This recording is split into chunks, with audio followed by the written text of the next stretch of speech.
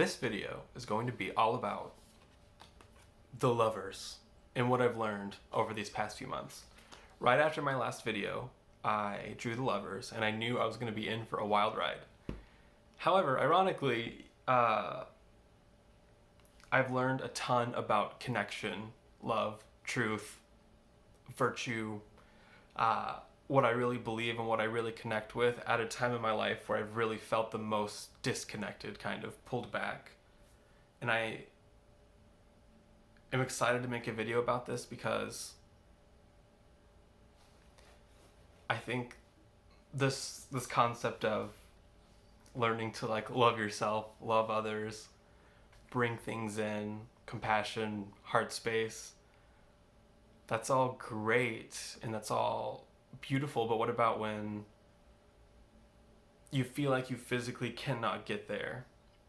You can see it and you're learning about what it is and you're learning to open up to it, but you're not there yet. And that's really what I've learned from this card. I feel like I'm in phase 1 of the lovers, if that makes sense. I'm sure there's unlimited phases, but I feel like I've really completed phase 1 and it's all accumulated into this video. Even though I've been working with the card for a few months now, I really feel like I've only dipped my toe into the ocean of what it is. And when I first drew it, it was obnoxious because this is one of the cards that I've always kind of dismissed as I didn't feel like there was anything in it for me. For whatever reason, that's what I thought. I was like, there's nothing in this card for me. And of course, I'm always wrong. There's going to be something for me in every card, even the ones that I think that there won't be. So I obviously took some notes. And the very first note that stuck out to me was a quote from Olivia Pepper. She did the guidebook for the Little Monsters Tarot, and she said, "When we are called upon to learn things that we cannot possibly learn on our own, to surrender to the lessons that come from uniting ourselves with someone whose spirit has called to us across the void since time immemorial." And she also wrote, "How much are you willing to give for divine union?" And I feel like that was really the whole of it. How much am I willing to give of myself for union? How much of myself am I willing to give for connection and love, compassion, the whole shebang, what it means to be the lovers. And I've learned that I hold back a lot and I'm not 100% ready to give. But just as an overview, if you're interested in the tarot, I took some notes just about generally what the lovers means. So I did intimacy, empowerment, choices, deep and profound connections, moments of truth, going towards something, turning away from something.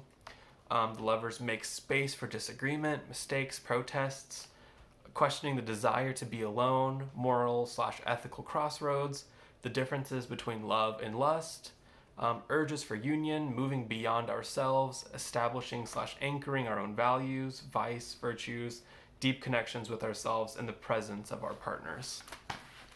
And our partners could be more than just romantic partners, life partners, like lifetime friends, our family, people that we make our partners in crime. And let me flip now to my real notes. Okay, so let's see.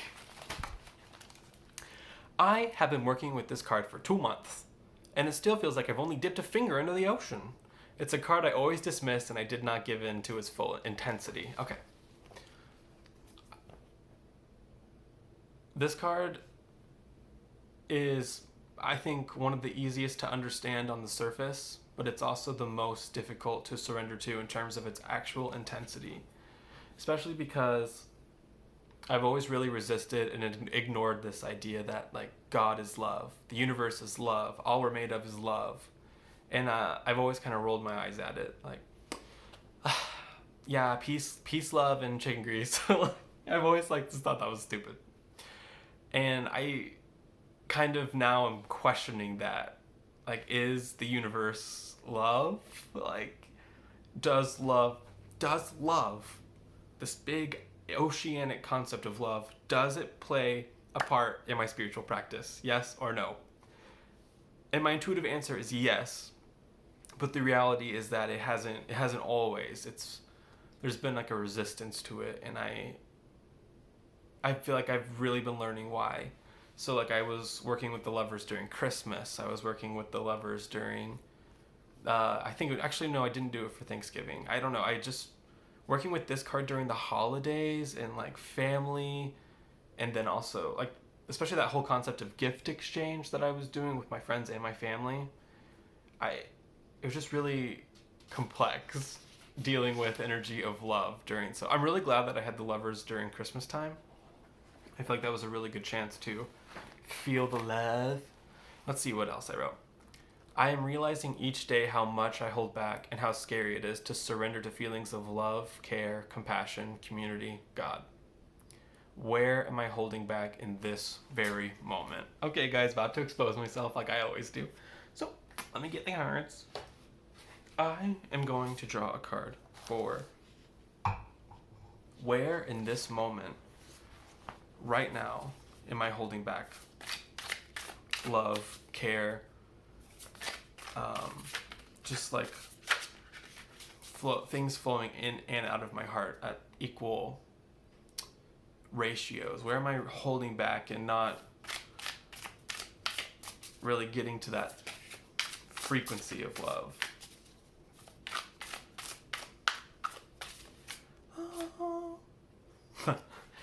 The Four of Swords.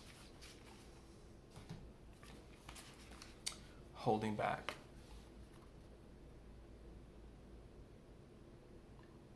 I immediately took this to mean holding back like my energy and holding back my zest for life, you know, like that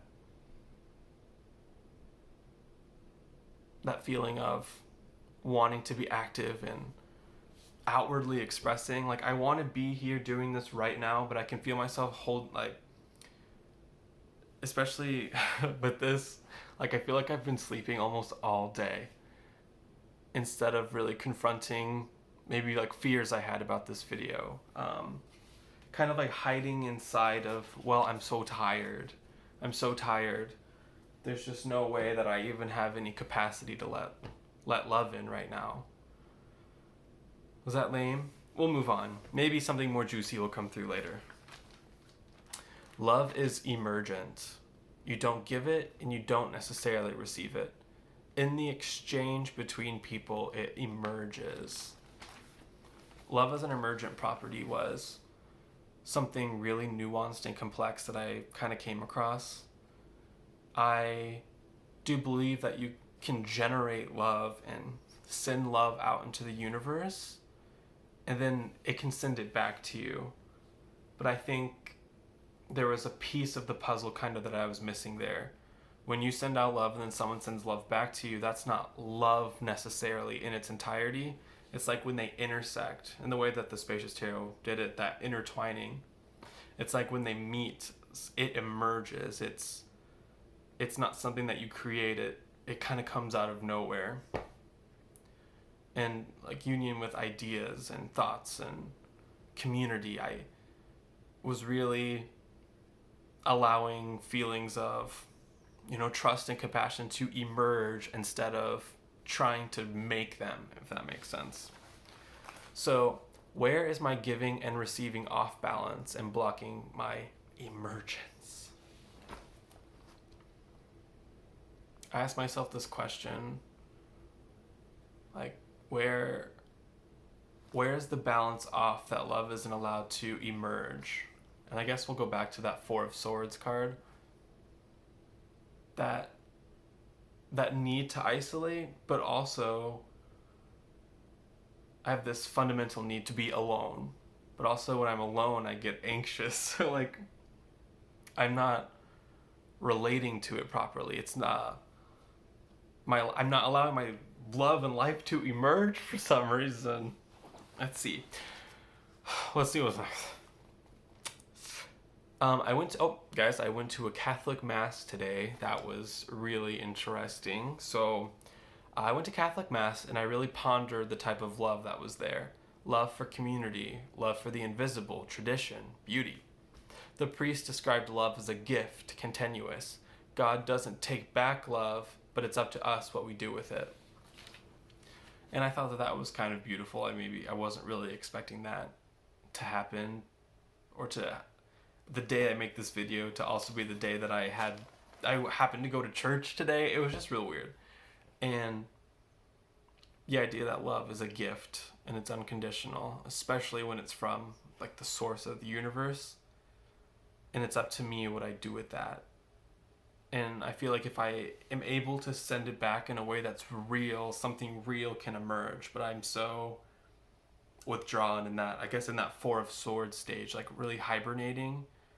Something about the Four of Swords feels like it's really enclosed and it's really concentrated and things really aren't expressing outwards. It's just too stuck. It's stuck inside the tomb, I guess. And so allowing that love inside the tomb, I guess, and just kind of receiving it as a gift without really putting that pressure on myself to just give it back, because it's hard to like love God and love the universe when you're really not sure what it is. So I guess you're just loving the trust that you put into it. The irony of being on a quest for union when we're all already one. I over-control, I overplan the ways I relate to people or events instead of allowing moments to unfold organically. I feel a need to control the type of love I experience in every moment. So also, something I was really learning about love is those expectations we have of what love is and what love feels like and what I should be feeling. So I try and control the experience, and I feel like I really experience this with my friendships and coworkers and like my boyfriend and stuff. I have these expectations of how I want the love to feel, and I resist love, I guess, when things don't feel lined up exactly how I want them. So I've been learning about when love emerges and it's emergent, and allowing yourself to feel loved and safe and secure even when it doesn't look exactly how you wanted it to. So even when my footing is unsure, instead of just completely closing off, and I guess oh my gosh, you know what guys, this Four of Swords card is really starting to come alive here. Let's see, what can I remember in those moments of controlling? Hey, you know what? It's time for another card. Those moments where I'm trying to control the experience, control the love, not let it flow outwards, not let it be as big as it... Oh my god. The card flew out. The Lovers. I'm going to put you aside because you're what we're talking about. What can I remember in those moments of controlling besides the Lovers? I'll combine it. In those moments where I really want the experience to be a certain way and I'm therefore not allowing it to emerge, just what can I remember about the innate... Oh, a card flew out, I didn't even notice. The Guardian of Pentacles, or Queen of Pentacles. Ruler of the home, safety, security. What else does the Queen of Pentacles do?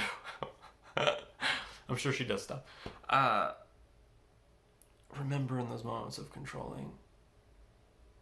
Especially because it's a pentacle card.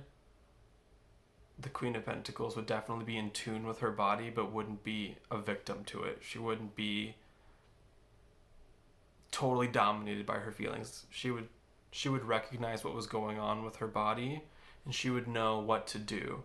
So like if I'm feeling tense or anxious and like I'm pulling away and things aren't going right, I can have that grown-up sense of, okay, this is what I'm feeling in my body and it's real, but it's not the truth of the matter. It's not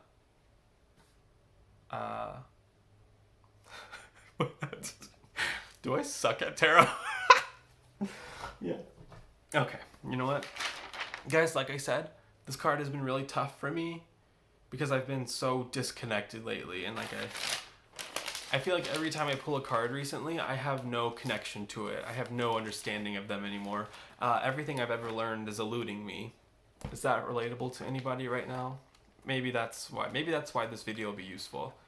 I am struggling. Okay, seeking connection opens us up to all of the ways we are disconnected, and that is painful. In what ways am I most disconnected? So, like I said, working with this card and, like really letting love into my life has shown me all the ways that I really don't. Opening yourself up to love really opens yourself up to that painful realization of disconnection. The ways that you're different, the ways that you generate love differently. It's the ironic thing of becoming one with something and also realizing how different you are. And when I think about the ways that I'm most disconnected, it's all about holding back. And that has been a theme through these all videos. All of my videos, I feel like it's a thread that I can trace. So, blocking care, wisdom, compassion, and truth from entering my heart to avoid the raw truth of my own self-rejection. Let's read that again. Blocking care, wisdom, compassion, and truth from entering my heart to avoid the raw truth of my own self-rejection. Generating love and sending it out and kind of allowing it to come in and seeing those emergent things pop up, it kind of opens you kind of start, when you really start to see yourself, your mind can go one of two ways. And I feel like there's still a lot of chunks of me that I reject, a lot of shadow stuff, and that truth of my own self-rejection. It's how can I let other people love me when I have this belief that I'm so flawed and so I just, because I've rejected myself in some ways, I feel like it's inevitable that others will do that. I feel like the Lovers is really kind of taking that idea and kind of splitting it apart, and it's really, I'm working on it. When chasing a feeling, a union with a certain truth, we in some ways reinforce who we want to be instead of who we really are. And I feel like that kind of goes back to chasing that certain way that we think love should be. How do I chase what I want instead of who I am? How do I chase what I want instead of who I am? I want distant connection, I guess. I want people to love me, but with like this much space between us. So, and I know that that's what I want, but I don't think that that's who I am. I feel like I really want something up close and personal. And I feel like I'm really wrestling with that. So guys, here's my last note, I promise. The takeaway is moving the locked gate of myself from deep within and moving it out like a box, and imagining love, trust, pain, hurt, sexuality, distress, all coming and going, and loving myself and others despite it all. This image of like a box kind of appeared to me. Like deep within, there's this box, and it's locked, and inside it is like the core of my heart, where the most love could be generated. And just this idea of maybe like taking that box out and kind of letting it be here